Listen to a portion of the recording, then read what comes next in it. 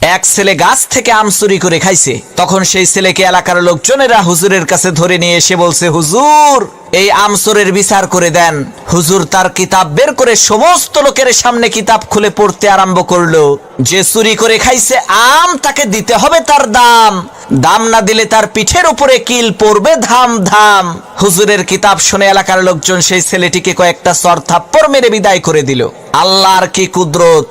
কয়েকদিন পর সেই হুজুরের নিজের ছেলে ডাব চুরি করে খাইছে। তখন এলাকার লোকজন হুজুরের কাছে এসে বলছে, হুজুর মানুষের ছেলে আম চুরি করে খাইছে দেখে বিচার করলেন, এখন আপনার ছেলে তো ডাব চুরি করে খাইছে, বিচার করেন তো দেখি। লোকদের কথা শুনে হুজুর তার কিতাব বের করে বলল, ভাইরা আমার, কিতাবে লেখা আছে যে চুরি করে খাইছে ডাব তার হয় নাই কোনো পাপ। তখন এলাকার লোকজন বলল, হুজুর বুঝলাম ডাব খাইলে পাপ নাই, কিন্তু আপনার ছেলে তো একেবারে পাকা জোনা খাইছে। হুজুর তখন কিতাব থেকে পড়লো, যে খাইলো জোনা তার নাই কোনো গুনাহ।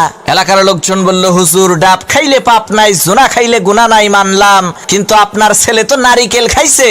তখন হুজুর তার কিতাব থেকে পড়লো, যে নারিকেল খাইছে চুরি কইরা, তোমরা সবাই মুড়ি দাও তার হাত ধইরা, কারণ সে চুরি করে খাইছে নারিকেল, এর মানে একেবারে পরিষ্কার তার দিল।